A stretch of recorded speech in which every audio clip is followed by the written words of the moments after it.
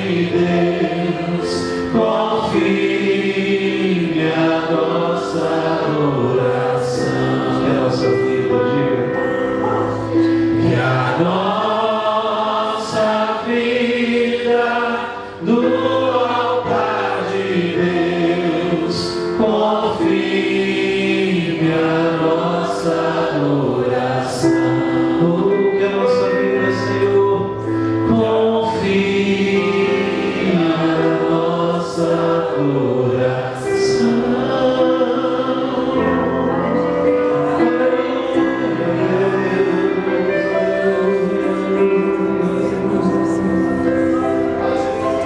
Oh, glória a Deus, haverá um dia que nós vamos louvar o Senhor eternamente. Bom demais. Eu convido você a abrir sua Bíblia comigo em 2 Coríntios, segunda carta do apóstolo Paulo aos Coríntios. Vamos participar da mesa do Senhor. Louvo a Deus pela sua vida, que conseguiu chegar, conseguiu vencer aí os obstáculos. O Dia dos Pais é tão bom, mas tem tanto obstáculo, né? Parece que os automóveis todos saem sozinhos das garagens nesse dia. Dia das Mães é pior. Misericórdia. Engarrafa todo lugar, irmão. Eu vi engarrafamento até de charrete já nesse lugar. Jesus. 2 Coríntios capítulo 4, versículo 15 em diante. Diz assim a palavra do Senhor: porque todas as coisas existem por amor de vós, para que a graça, multiplicando, se torne abundantes as ações de graças por meio de muitos, para a glória de Deus. Por isso, não desanimamos, pelo contrário, mesmo que o nosso homem exterior se corrompa, contudo, o nosso homem interior se renova de dia em dia. Porque a nossa leve e momentânea tribulação produz para nós eterno peso de glória, acima de toda comparação, não atentando nós nas coisas que se veem, mas nas que se não veem. Porque as que se veem são temporais, e as que se não veem são eternas. Feche seus olhos. Te louvamos, ó Deus. Te agradecemos pelo privilégio de ouvir a Tua voz desde já, Senhor. Continua falando conosco, fala através da explanação da Tua palavra. Nós cremos que será esta uma palavra revelada dos altos céus para as nossas vidas, Pai. Nós queremos guardá-la no nosso coração, para não pecarmos contra Ti. Oramos em nome de Jesus. Que todos digam amém. Você pode tomar o seu lugar. Noite de ceia, noite de participarmos da mesa. Desde já eu aviso a você que nos visita, trago essa informação que não é a ceia exclusiva dos membros da Nova Vida. Ela é a ceia do Senhor Jesus. Se você tem experiência de salvação, é batizado, você deve cear conosco. É interessante como o apóstolo Paulo, ele faz um breve relato, bem resumido, uma síntese de todos os problemas que a humanidade vive, e com certeza ele está aqui embutido nesta palavra. O apóstolo Paulo é um homem que viveu muitas tribulações, como ele mesmo dizia, mas essa síntese que Paulo está fazendo, nós poderíamos chamar hoje de aflição. Quem nunca viveu um momento de aflição? A aflição tem um certo diferencial da tribulação. Normalmente a tribulação, a gente remete o pensamento sempre, né, a perseguição, a tentação, às vezes os embaraços da vida. A aflição, ela vem um pouquinho antes. A aflição é aquele momento em que, estando nós no olho do furacão, nós já antecipadamente sofremos o pré-anúncio de uma doença. Isso pode nos trazer uma aflição, um desespero, um momento difícil, de angústia. E aí, muitas vezes falamos de tribulação. Normalmente a tribulação nos arremete a pensar no momento que já estamos vivendo, o problema. Estou passando uma tribulação. Esse seria o relato de alguém que está vivendo o problema. E a aflição pode ser tratada também como algo anterior ao problema. Talvez só o anúncio do problema ou de um possível problema. Não é? Certa vez eu escrevi algo que falava sobre o vale. Eu dizia, por que muitas pessoas sofrem antecipadamente só na anunciação do vale? Nós precisamos imaginar se estamos, entender se estamos dentro do vale ou fora do vale. Se estamos fora do vale, glória a Deus, nós estamos apenas contemplando o vale. Você precisa entender quantas vezes você reclamou com Deus, chorou e falou por conta da situação do país, do que você mesmo está vivendo, por conta de tudo isso que estamos vendo, e mesmo assim você não vive isso diretamente na sua vida. E aí você acaba se entregando a uma aflição, mesmo que você não viva realmente o que muitos estão vivendo. Nós precisamos cuidar disso, nós precisamos entender que esta aflição pode trazer um sentido real que ainda não experimentamos, e aí se transformar numa grande tribulação. Precisamos cuidar disso. O apóstolo Paulo está mais ou menos sendo envolvido, eu vou usar essa forma poética, por uma cortina de fumaça, que ele não sabe de onde vem. Ele não está no fogo, mas ele está numa fumaça. É o pré-anúncio de um problema, algo que está por vir ou que acabou de passar, mas que não afirmou o rastro que deixaria. Aí a fumaça é esse rastro, é isso que pode ser anterior ou posterior ao problema. É, na verdade, a percepção, vamos dizer assim, de que o problema existe, mas não necessariamente estamos nele. Podemos já ter vivido ou podemos ainda vivê-lo, porque problemas todos nós teremos. Todos nós. Nós precisamos perceber o que o apóstolo Paulo vai nos trazendo aqui sobre o que ele chama de grande aflição. Um misto, que ele vai trazer de ansiedade, e aí a ansiedade geralmente nos arremete a anterior ao acontecimento. Quando você fica ansioso por alguma coisa, Jesus nos ensina: não andeis ansiosos por coisa alguma. Mas parece que a gente conhece o versículo, só não aplica na nossa vida. Mas por que não aplicamos? Porque somos humanos, é natural demais. É natural vivermos uma ansiedade, um novo emprego, um novo projeto, algo que está por vir, bom ou ruim, não depende. A ansiedade está aí nesse contexto dessa cortina de fumaça. Além da ansiedade, nós podemos falar da angústia, que aí eu chamaria do resultado número 2 da ansiedade. A aflição é o conjunto disso. Abate a ansiedade e começa a aparecer então a angústia, aquele sentimento que para muitos se torna uma doença, algo realmente patológico. E aí você fala: puxa, mas tinha uma doença, eu não sabia? Não era só o problema? Muitas vezes isso está aqui embutido numa angústia feroz. Eu estou só trazendo esse entendimento porque a gente chama meio que tudo de tribulação, e na verdade nós precisamos aprender a separar isso. E eu citaria ainda um pouco de insegurança. Talvez seja este ponto que Paulo quer chegar aos Coríntios, queira traduzir isso, porque ele é um homem que viveu tudo isso.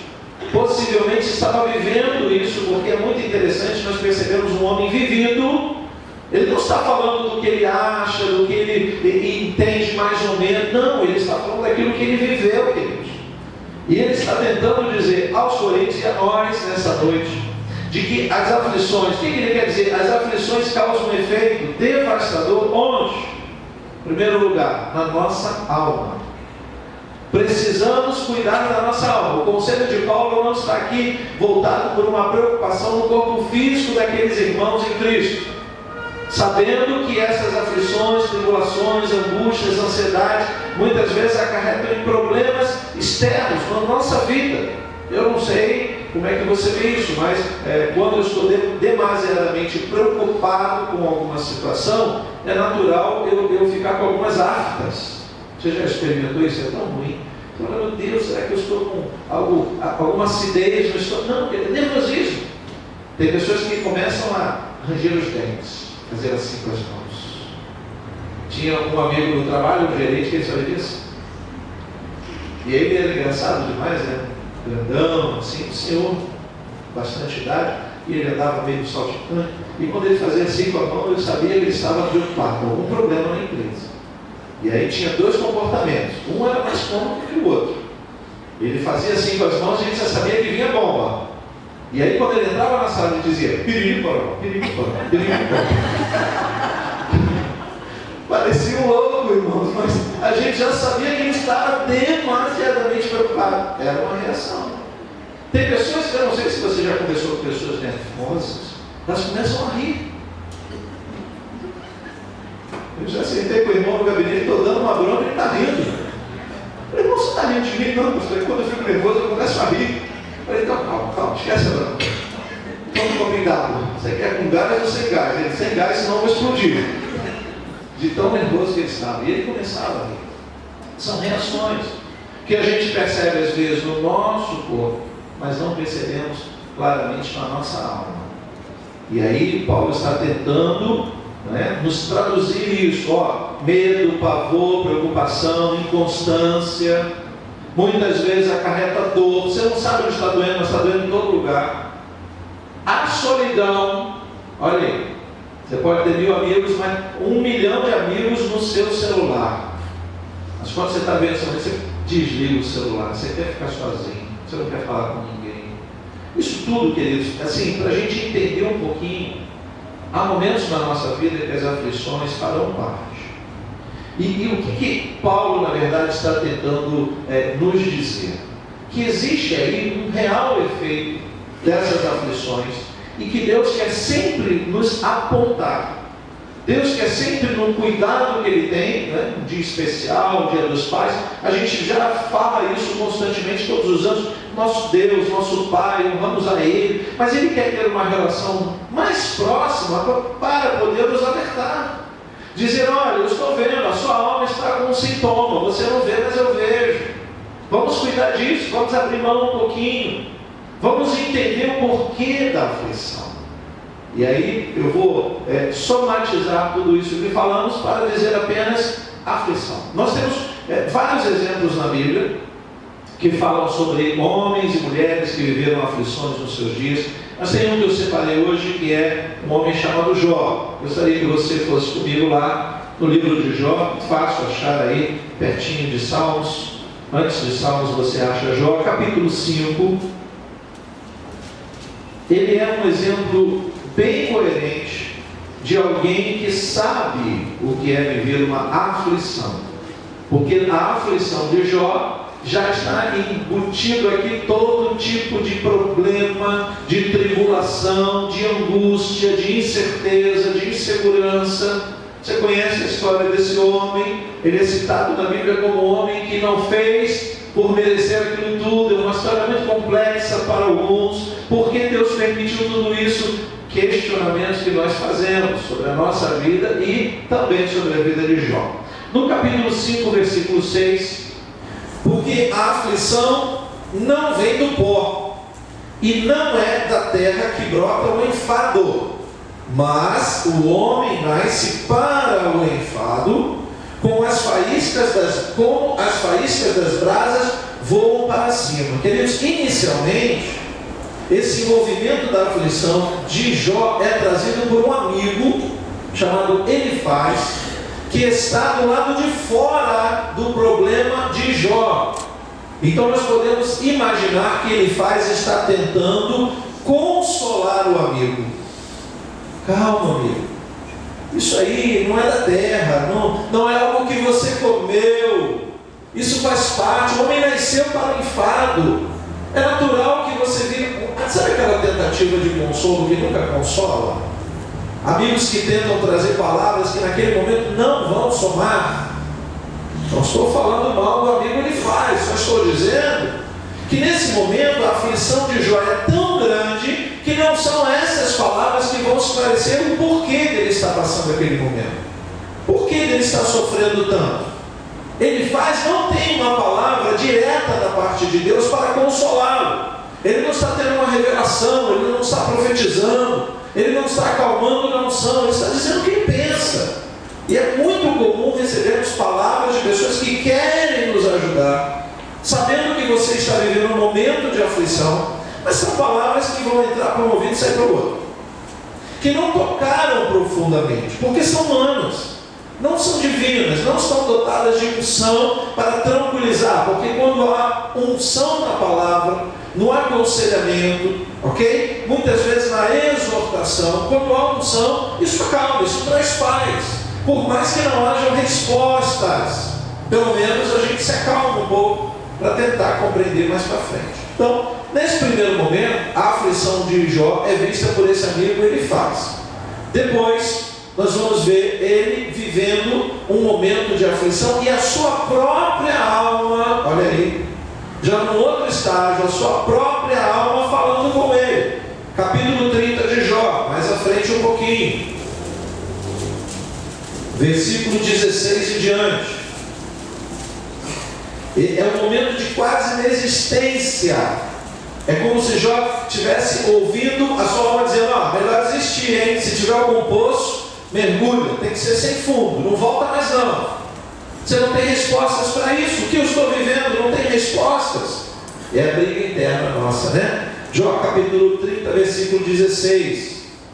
Agora dentro de mim se me derrama a alma, os dias da aflição se apoderaram de mim, a noite me verruma os ossos e os desloca. Olha que movimento, verrumar. Imagina algo enrugado. E não descanso o mal que me corrói. Pela grande violência do meu mal está desfigurada a minha veste, mal que me cinge com uma gola da minha túnica. Deus, tu me lançastes na lama e me tornei semelhante ao pó e à cinza. Clamo a ti e não me respondes. Estou em pé, mas apenas olhas para mim. Tu fostes cruel comigo. Olha como Jó briga com Deus. Com a força da tua mão tu me combates. Levantas-me sobre o vento e me fazes cavalgá-lo. Dissolve-me no estrondo da tempestade, pois eu sei que me levarás à morte e à casa destinada a todo vivente.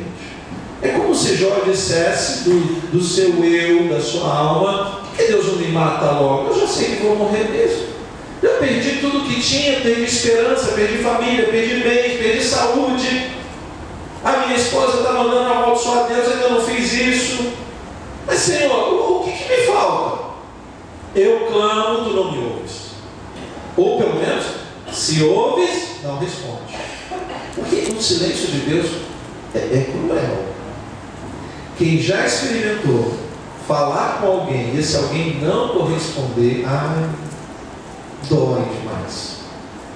Deus, então, imagina você orar, buscar, clamar, vir à igreja, passando um momento, mas Deus não me responde. Eu vou ouvir a palavra do pastor, ouvir do outro, e Deus não está falando comigo. É aquele momento que o profeta Elias vive quando entra na caverna, espera o terremoto, o relâmpago, o trovão, a chuva forte, o dilúvio, ele espera tudo. E às vezes Deus quer falar numa brisa suave. A aflição faz com que a gente fique tão inquietados pelo problema que a gente não para ouvir Deus. Deus pode estar falando, Deus pode estar respondendo. Talvez Deus já tenha até falado, mas você não consegue sintonizar o radar da sua alma para saber que é Deus que está falando. Você acha que é o pastor, você acha que é um amigo, esse louvor foi escolhido por acaso. Não, às vezes o louvor entra na nossa alma e muda a gente, queridos. Porque Deus tem os seus métodos de falar conosco. E necessariamente, já que estamos falando de aflição, a gente começa a perceber aqui esse momento de quase desistência de Jó. Jó está com um problemão, e você sabe disso. Eu não quero comparar o problema de Jó com o seu problema, porque cada um tem a sua dose de resistência. Mas Jó tem um problemão que, se a gente comparar, a gente vai ver que a gente está bem demais. Não daria para a gente aqui numa noite só explanar quantos problemas Jó absorveu do nada, sem saber por quê. O texto conta que é uma guerra espiritual. Diabo tentando vencer Deus, não pode vencer Deus, quer tocar nos seus filhos, e aí toca por autorização de Deus. É essa aflição que ele está vivendo, e ele não consegue achar resposta. E o que ele faz? No momento ele está com um amigo, no momento ele está sozinho. Vou dar um conselho, vou fazer um parênteses. Quando você se encontrar num ambiente de aflição, não busque o isolamento. A não ser que você tenha certeza absoluta que Deus está do teu lado. Se Ele estiver do teu lado, você não precisa de mais ninguém. Mas quando nós normalmente procuramos o isolamento, a gente nem quer saber da presença de Deus. A gente quer ficar sozinho mesmo. E isso é perigoso demais, porque a nossa alma entra em pânico. Queridos, nós nascemos, Isso a antropologia diz, a ciência diz, a teologia também. O homem nasceu para viver em sociedade. Enquanto ele está vivendo e desfrutando disso aqui, que chamamos de comunhão, ele está bem. Na hora que ele diz, não quero mais, e se isola, o inimigo encontra terreno para avançar. E aí Jó está vivendo esse momento da sua aflição. Então, falamos do primeiro momento, quando ele faz, vai dizer algo para ele, depois a alma dele. E aí vem um outro amigo. Por último, o terceiro momento aqui, Jó capítulo 36, um outro amigo chamado Eliú vai falar algo com Deus, alertando ele pela justiça. Isso aqui é maravilhoso. Jó 36, versículo 1. Eu vou ler aqui alguns versículos. Prosseguiu Eliú e disse: mais um pouco de paciência e te mostrarei que ainda tem argumentos a favor de Deus. Porque Jó chega no momento em que ele não encontra mais razão para isso estar acontecendo. Ele começa a questionar o agir de Deus. Jó está com o pezinho lá fora da igreja.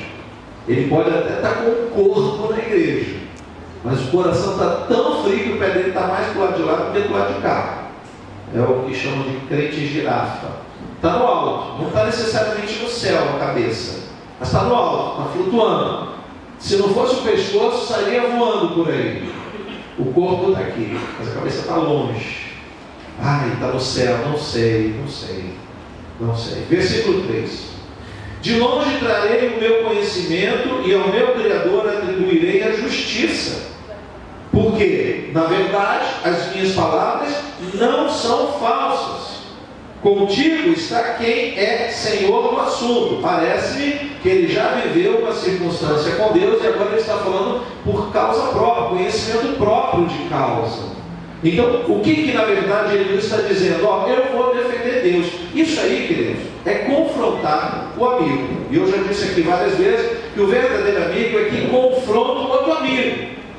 O amigo que só bajula, que diz que está tudo bem, concorda com tudo, num momento perigoso ele pode concordar com algo errado que você esteja fazendo. O amigo verdadeiro é aquele que sabe te confrontar. Não é que te confronta toda hora, não. Mas é aquele que no momento diz, está legal, você se vestiu bem. No outro dia, arruma um jeito aí, esse negócio está feio. Poxa, eu pensei que você fosse meu amigo, mas eu sou. Por isso que eu estou dizendo tal e tal coisa. Então, Eliú me parece que ele está, nesse momento, tentando dizer isso. Eu sou seu amigo, por isso vou dizer o que penso.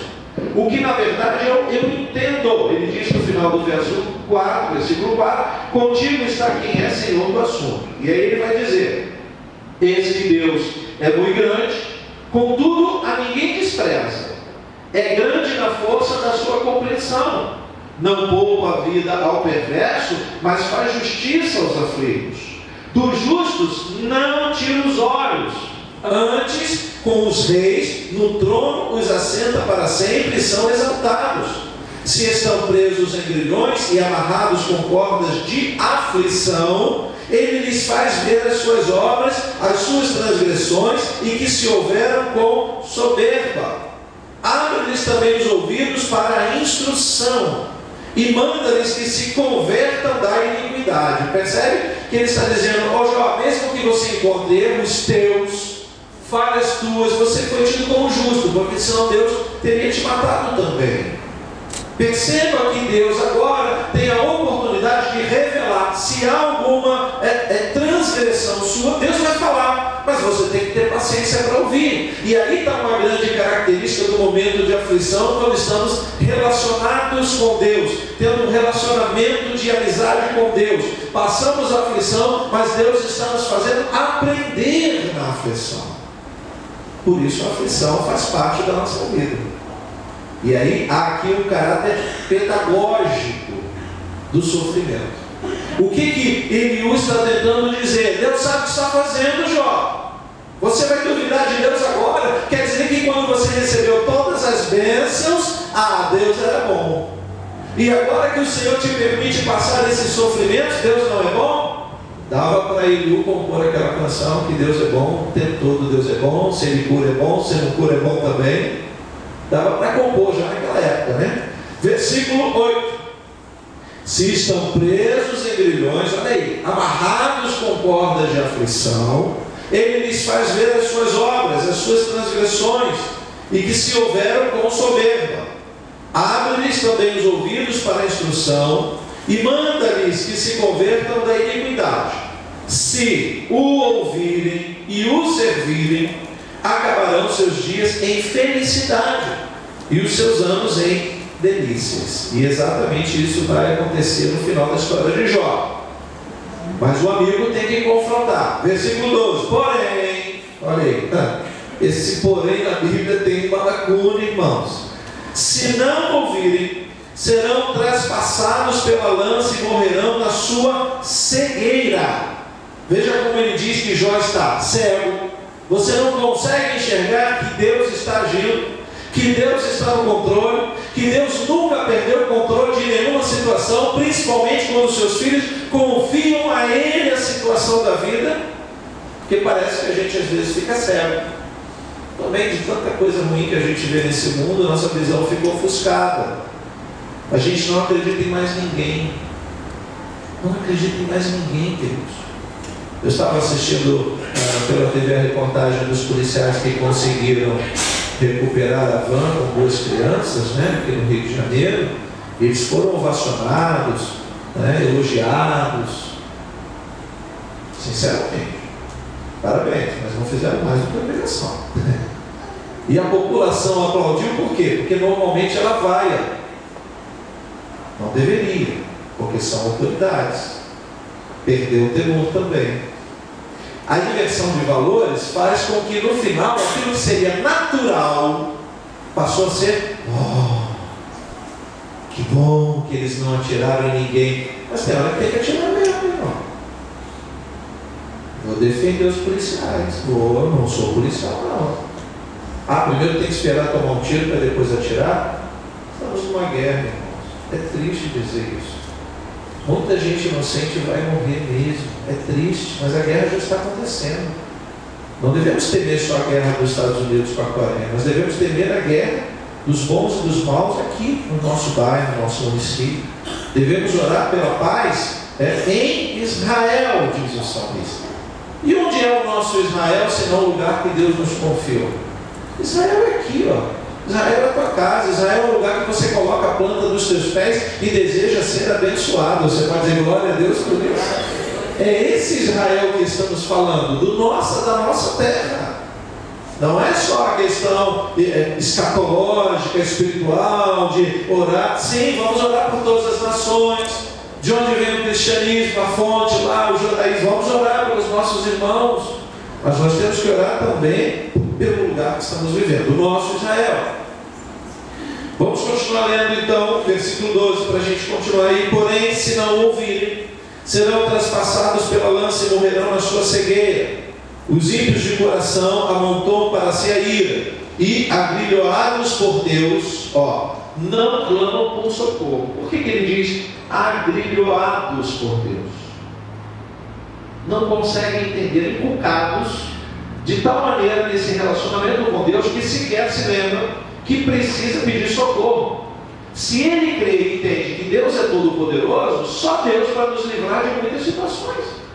E Jó não está percebendo isso. Versículo 14: perdem a vida na sua mocidade e morrem entre os prostitutos cultuais. Está falando do gastar a vida mesmo, tá? Ele está trazendo aqui algo que é muito cultural lá no período do judaísmo antigo, do Oriente Médio Próximo. O que ele está falando? Ele está falando que naquela época a vida era utilizada de forma errada. Parece que estamos falando do dia de hoje, E no versículo 15, para a gente encerrar esse trechinho, ele diz: ao aflito livra por meio da sua aflição. Então esta aflição é um caminho pelo qual Deus vai trazer livramentos dentro dela mesma, desde que você consiga ouvir o que Deus está dizendo. Então vou ler de novo: ao aflito livra por meio da sua aflição, e pela opressão lhe abre os ouvidos.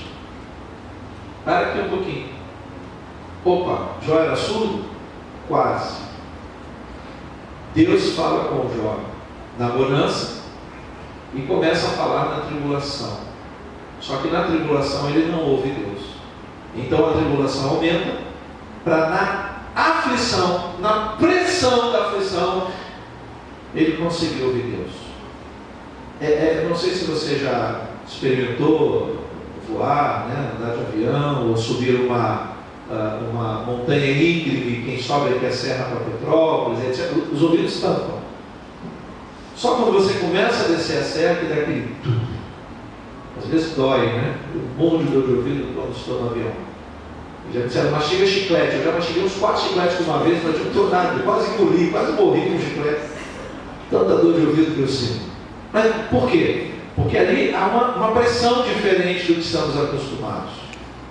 Na verdade, o que Deus está dizendo através do amigo Eliú? Que ele precisa passar por isso para poder me ouvir. Eu vou destampar os ouvidos dele na opressão, no momento em que ele está vivendo, que é muito terrível. Ou seja, Deus manda esse amigo para dizer, eu sei tudo que meu filho Jó está vivendo, mas para ele isso vai se transformar em benefício. Ninguém ama o sofrimento, mas às vezes precisamos sofrer para entender o que é verdadeiramente o amor de Deus. Quantas pessoas, por serem cegas no agir de Deus, ou surdas no ouvir de Deus, ouvir a Deus, elas precisam passar um momento difícil para ter uma relação com Deus. Aqui estou eu, que poderia testemunhar horas da minha vida, em que momentos eu vi a mão de Deus operando, mas eu não conhecia Deus, não queria ouvir Deus e não queria saber de Deus. As opressões, as aflições da vida chegaram para que eu pudesse ter um encontro com Ele. E foi, na verdade, no final, benéfico. Voltando a Paulo, queridos, nós iniciamos falando de um homem que está mais próximo de nós na história, no cristianismo, no Novo Testamento. Ele, pegando esta síntese, ele começa a compreender a relação dele com Deus através das aflições. Volte comigo lá, 2 Coríntios, capítulo 4, versículo 15. O primeiro versículo que nós lemos. Veja que ele diz que há uma resposta para todas as aflições. 2 Coríntios, capítulo 4, versículo 15. Porque todas as coisas existem. Que coisas? Todas. Todas as coisas? Todas. Ele já havia escrito aos Romanos e disse que todas as coisas cooperam conjuntamente para o bem daqueles que amam a Deus. Então você tem que entender que esta palavra não é para todos, não é para a humanidade, é para aqueles que amam a Deus. Se você ama a Deus, e eu sei que você está aqui porque você ama a Deus, você pode dizer glória a Deus por isso? Então você não veio por outro motivo, a não ser porque você ama a Deus. Então essa palavra é para você. Ele vai dizer no versículo 15, porque todas as coisas existem por amor de vós. Até tribulação, pastor? Sim, todas as coisas. Para que a graça, multiplicando, se torne abundantes as ações de graças por meio de muitos, para a glória de Deus. Ora, se eu desejo muito testemunhar e viver uma vida para a glória de Deus, eu tenho que experimentar antes a aflição, para depois experimentar o livramento. Pastor, eu quero dar um testemunho. O que aconteceu? Rapaz, a bala quase me pegou, passou de raspão. Então vem aqui. O que isso quer dizer? Que antes ele passou a aflição, depois ele tem motivo de dar ações de graças a Deus. Vou testemunhar e dizer glória a Deus, a bala não me pegou. Só que, queridos, isso deveria ser também no nosso dia a dia. Todos nós estamos aqui porque a bala perdida não nos achou. Só que você não a viu também. Você não percebeu o perigo. Você não está atento a isso, porque quando nós estamos no ir e vir, não percebemos o quanto Deus está nos guardando e nos protegendo. Não temos testemunhos para dar. Pastor, eu queria apenas dizer que meu dia foi maravilhoso, Deus é bom. A gente diz, que testemunho fraquinho, né? A gente quer ouvir aquele que quase morreu e reviveu. Então a gente quer ouvir a aflição e a glorificação de Deus. É isso que Paulo está dizendo. Então, ele sabe o que está dizendo. Assim como Jó foi um bom exemplo para nós, Paulo sabe o que é viver aflição, queridos. Deixa aí, guardadinho aí o capítulo 5, vai no capítulo 11.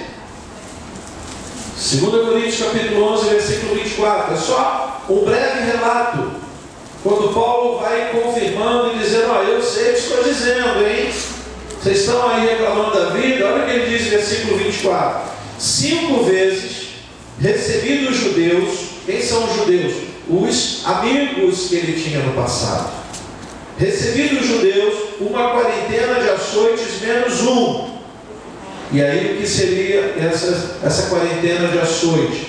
40 chibatadas que sempre levavam o homem à morte. Então, para não matá-lo no exercício da justiça que eles entendiam como justiça, eles davam 39 chibatadas. 40 menos 1. Então, quando ele estava quase morrendo, para aí, então o homem vai morrer, deixa ele aí, a vida vai recuperando ele. Então, imagina 39 chibatadas, versículo 25. Fui 3 vezes fustigado com varas.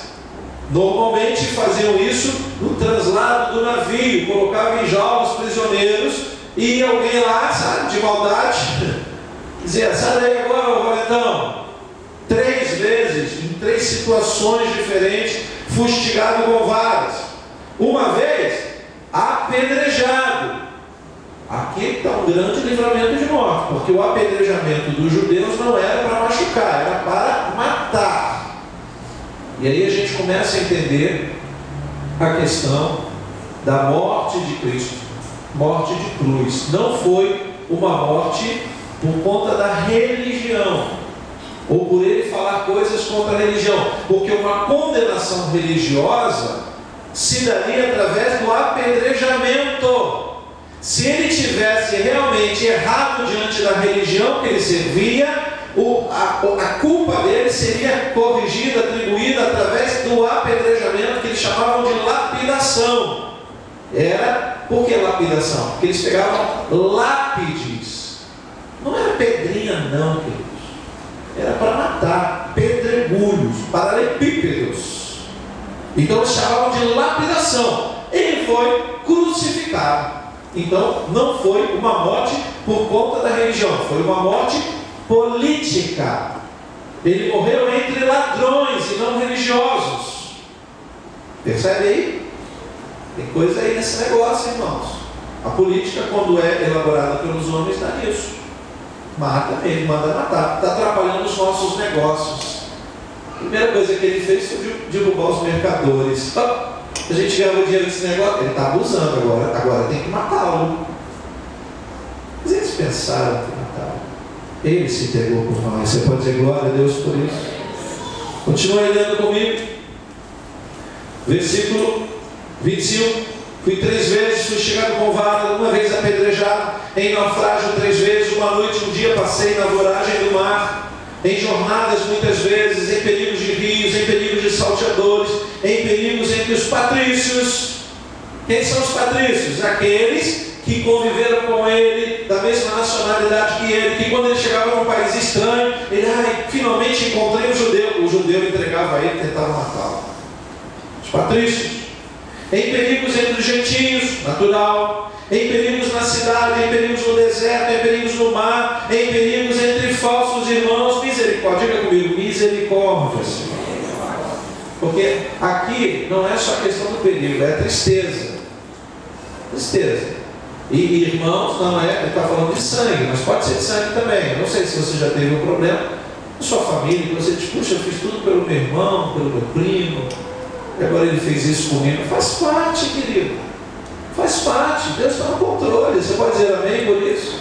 Versículo 27. Em trabalhos e fadigas, em vigílias, muitas vezes, em fome e sede, em jejuns, muitas vezes, em frio e nudez, além das coisas exteriores, algo que pesa sobre mim diariamente, a preocupação com todas as igrejas. Percebe que de tudo o que ele sofria na carne, o que mais pesava a ele era a preocupação com os irmãos em Cristo. A aflição que ele vivia. Sofrer na carne é tranquilo. Mas o que eu estou vivendo, o que o homem vive dentro de si, ninguém às vezes percebe. Versículo 29. Quem enfraquece, eu também não enfraqueço. Quem se escandaliza, que eu não me inflame. Se tenho de gloriar-me, gloriar-me-ei no que diz respeito à minha fraqueza. O Deus e Pai do Senhor Jesus, que é eternamente bendito, sabe que não minto. Em Damasco, o governador preposto do rei Aretas montou guarda na cidade dos Damascenos para me prender. Mas num grande cesto me desceram por uma janela da muralha abaixo, e assim me livrei das suas mãos. Queridos, pare e pensa, nós estamos falando do apóstolo dos gentios, o pai da igreja cristã, com uma vida dedicada ao Evangelho, chamado por Deus, adorado por alguns que se dizem cristãos, que não deveriam adorar o homem, mas honrar o homem, e que nesse momento está tendo que se esconder num cestinho de vinho para ninguém matá-lo. Ele poderia entrar em crise e dizer: cadê o meu Deus que disse que me chamou? Me chamou para isso? Me chamou, me tirou lá no meio do judaísmo para isso, para ficar me escondendo dentro de um cesto de vinho? Você já parou para pensar isso? Deus me tirou do lamaçal de pecado para me colocar dentro da igreja, para ficar sofrendo dentro da igreja? Sim, querido. A palavra boa é: estamos aprendendo com Deus no meio das nossas aflições. São essas aflições que nos curam, que nos tratam, que nos edificam a cada dia, que faz de nós edifícios para que o Espírito Santo possa habitar. Porque a nossa fraqueza, diz o apóstolo Paulo, é isso que vai nos gloriar, é isso que vai fazer de nós homens e mulheres que serão exaltados, porque os humilhados, os enfraquecidos, esses serão exaltados. Não os que se exaltam, mas aqueles que vivem uma vida na dependência de Deus o tempo todo. E é essa aflição que às vezes a gente não percebe. E não é para comparar, mais uma vez eu digo, nem Jó e nem Paulo, mas o que Paulo vai nos trazer, o real sentido desta mensagem hoje, é percebermos que as aflições fazem parte da nossa vida. A questão é que Paulo está tentando nos trazer esse caráter didático do sofrimento que Eliú disse para Jó e que Paulo está dizendo para nós hoje. Pode ter certeza. Se você está percebendo que essa palavra tem alguma coisa a ver com a tua vida, lógico. Não é porque Deus está falando com você, Deus está falando com os seus filhos, todos nós. Pastor, mas eu estou bem, não estou vivendo aflição. Bom, mas você já viveu e não percebeu que foi Deus que te livrou. E você tem que estar atento, porque se a aflição chegar, continua ligado com Deus para que ela passe logo. Então, retornando lá no capítulo 4, ele diz coisas importantes no capítulo 4, versículo 15. Ele vai dizer que essas aflições, primeiro, é por amor de nós, todos nós. Porque todas as coisas existem por amor de vós, para que a graça, multiplicando-se, torne abundantes as ações de graças por meio de muitos, para a glória de Deus. Percebe que ele não diz por meio de todos, por meio de muitos. Por que por meio de muitos? Porque muitos desistirão no meio da aflição. Você já parou para pensar naquele irmão que um dia estava do teu lado, louvando, dando glória a Deus no mistério, e de repente você vê o seu irmão longe de Cristo, longe da igreja, nem fala com você, atravessa a rua. O que mais dói, querido, às vezes é isso. Eu gosto de compartilhar, porque quando a gente coloca essas coisas para fora, eu vou fazer o meu gabinete com a igreja, posso? É o meu gabinete, eu tenho que fazer o gabinete com vocês. O que mais dói não é o afastamento, é o não reconhecimento. É você cuidar de uma alma todos os anos, todo o tempo, ajudá-la, e orientá-la, e pregar, e tal, e a igreja. Aí a pessoa se afasta de Deus, você fica triste. Sai da igreja, você quase morre. Cadê o irmão? Onde é que ele está? Mas ele vai se transformando tanto e se amoldando ao mundo, e ele passa e encontra você no mercado e faz assim. Dá a volta na gôndola. É que o pastor não vejo. E aí, queridos, essa é a parte que mais dói. É aqui que eu entendo das aflições da alma mais do que do corpo. Porque do corpo Deus dá sabedoria aos médicos, toma um comprimidinho e você fica bom. Mas da alma não tem remédio fácil, não. Versículo 16, Paulo vai dizer: não desanime, hein? Por isso não desanimamos. Por quê? Porque isso faz parte. Pelo contrário, mesmo que o nosso homem exterior se corrompa, contudo, o nosso homem interior se renova de dia em dia. Você pode dizer glória a Deus por isso? Mas quando somos renovados? Quando estamos na presença de Deus em todos os dias, dia após dia. Mesmo que eu não esteja na igreja, a igreja está dentro de mim. Mesmo que eu não consiga chegar, Cristo está comigo. Eu estou pensando em Cristo, eu estou orando pela igreja. Eu estou ligado numa comunhão, queridos, invisível. É nesta hora que ele diz que nós não podemos e não vamos desanimar se estivermos ligados ao corpo. Por isso a comunhão dos santos é tão importante. Porque no momento em que nós nos desligamos desta comunhão, no momento em que não valorizamos o partir do pão, olha aí que coisa linda. Sabe o que acontece conosco? Nós nos tornamos irmãos simpáticos ao Evangelho. Nós somos simpáticos, amamos os irmãos em Cristo. Eu amo tanto a minha igreja. Quanto tempo faz que você não vai à sua igreja? Não sei, tem mais de um mês. Você não ama coisa nenhuma. Se você ama mesmo, você paga o preço. Você pega o trem lotado. Você chega nesse lugar para dar glória a Deus, nem chega para ouvir só o amém da palavra, mas sabe por que você faz isso? Porque você ama e sabe que você precisa desta comunhão. Esta é a comunhão que vai te fazer ficar de pé na hora da tribulação, na hora da aflição. É esta comunhão que vai fazer com que você perceba que o agir de Deus é na comunhão. Você pode dizer glória a Deus por isso? Por isso Eliú é enviado a Jó, porque Jó está sozinho, ele precisa de comunhão. Se ele não viver a comunhão, ele vai fazer coisa pior. Versículo 17, porque a nossa tribulação e aflição é leve e momentânea. Porque a nossa leve e momentânea tribulação, você já parou para pensar que o homem sofreu por dizer que a tribulação dele é leve? Você acha que a tua é pesada, irmão? Você não entende nada de aflição. Espero que nunca passe pelo que Paulo e Jó passaram. Mas ele vai dizer, a nossa leve e momentânea tribulação produz para nós eterno peso de glória, acima de toda a comparação. Você pode dizer glória a Deus por isso? Toda a comparação, isso é para o nosso próprio bem, faz parte da nossa vida, mas não queremos, pastor, calma, é leve. E a gente às vezes se esquece disso. Ela não é mais do que nós podemos suportar, porque se você já passou tanta aflição, está hoje assentado, vestido em perfeito juízo diante de Deus, é porque ela é leve e você passou pelo pior momento da tua vida sem sentir. Deus estava contigo, Deus te carregava, Deus te ajudava, Deus estendia a mão, louvado seja o Senhor. A imagem que fazemos de pai, fomos ministrados isso pela manhã maravilhosamente, a imagem de pai ajudando o filho. O pai estende a mão o tempo todo, mas o filho quer ficar longe, como é que ele vai alcançar a mão do pai? Ou você acha que a mão de Deus, no sentido de pai, vai ser igual do homem elástico?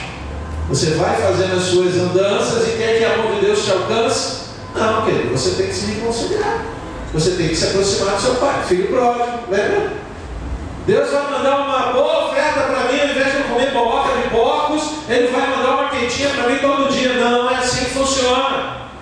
Você tem que sair desse lamaçal e tem que correr para os braços do pai. Você tem que saber que o pai te espera, ele está lá na janela esperando você chegar. Ele está nesse lugar, marcou o encontro. Escuta o que significa com encontros marcados com Deus. Aí Deus vem, aí a ilustração, Deus está aqui, agora eu vou receber a adoração da igreja, que eu suei, morri, sangrei. Aí às vezes diz, não, hoje tem jogo do Flamengo. Tudo bem, eu sou flamenguista, eu respeito também, mas eu estava esse dia ouvindo o hino do Flamengo e quase deixei de ser flamenguista. Não para ser mais carinho, lógico, né?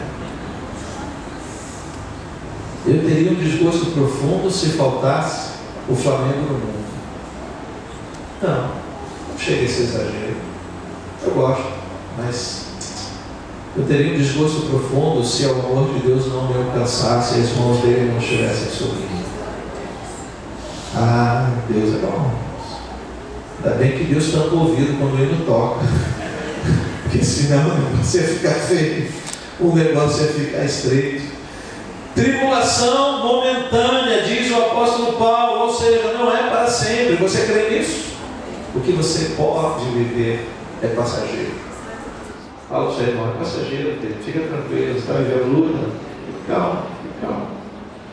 Isso tem que ser transformado em peso de glória para nós. Vamos ter motivos para contar, vamos ter testemunhos a dar, vamos poder dizer, olha, eu passei um momento tão difícil, mas olha o que Deus fez comigo, maravilhoso isso. Jesus. Versículo 18, e aqui o grande mistério, os olhos que precisam se fechar, não atendendo nós nas coisas que se veem, mas nas que se não veem. Porque as que se vêm são temporais. Ó, a ideia de temporal é muito rápido, desaba e para. As que se não vêm são eternas. Uma vez eu estava voltando de São Paulo no carro, e um amigo estava no carro comigo e a chuva caiu forte. E eu disse para ele, melhor encostar o carro porque está chovendo muito rápido e muito forte. Ele disse, mas você veio numa garoa, de lá de não sei de onde até aqui, não percebeu o perigo, porque a garoa, a chuva fina, o limbo da estrada, essa chuva forte vai tirar o limbo da estrada. Talvez te dê mais segurança, e a gente não percebe isso. Nós ficamos preocupados com as coisas temporais, querido, isso tudo é passageiro. Tudo isso há de passar, o mundo há de passar. Mas a promessa de Deus é uma vida eterna, isso nunca vai passar. E se você estiver atento ao momento que você está vivendo, o grande mistério de Deus na nossa vida é passarmos por essa tribulação de olhos fechados. É aquele momento que nós temos que atravessar de uma montanha para outra, e no meio tem um grande abismo. Olha a aflição. Alguém te promete algo muito bom do outro lado. E você começa a caminhar animado, ansioso, e diz, puxa, isso é bom, eu vou lá. Só que no momento, do nada, aquela cortina de fumaça que você caminhava no meio dela, lembra da cortina de fumaça de Paulo? No momento em que ele caminha, a cortina está indo, ele está confiando em Deus, mas a cortina se dissipa, a fumaça vai embora, e o que resta?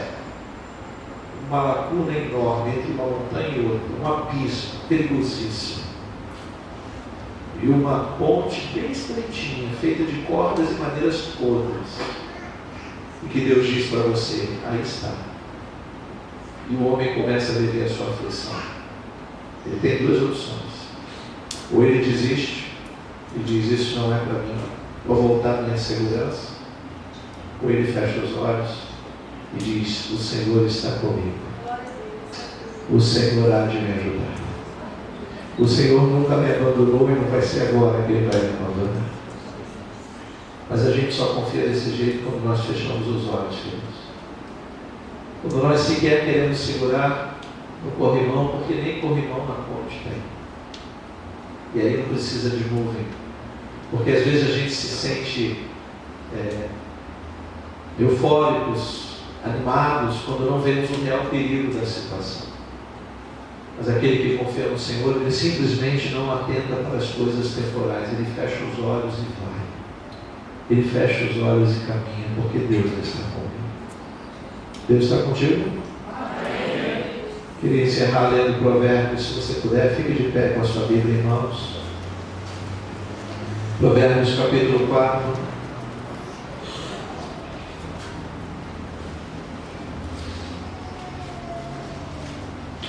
Talvez esse versículo esteja grifado na sua Bíblia, eu digo que é um versículo muito importante. Provérbios 4, versículo 23. Sobre tudo o que se deve guardar, guarda o coração, porque dele procedem as fontes da vida. O coração é um lugar que nós só conseguimos vasculhar de olhos fechados. A única pessoa que vê o seu coração, e mesmo assim no exterior, é o cardiologista quando está operando você. Mas lá dentro, Deus vê. E você também pode ver.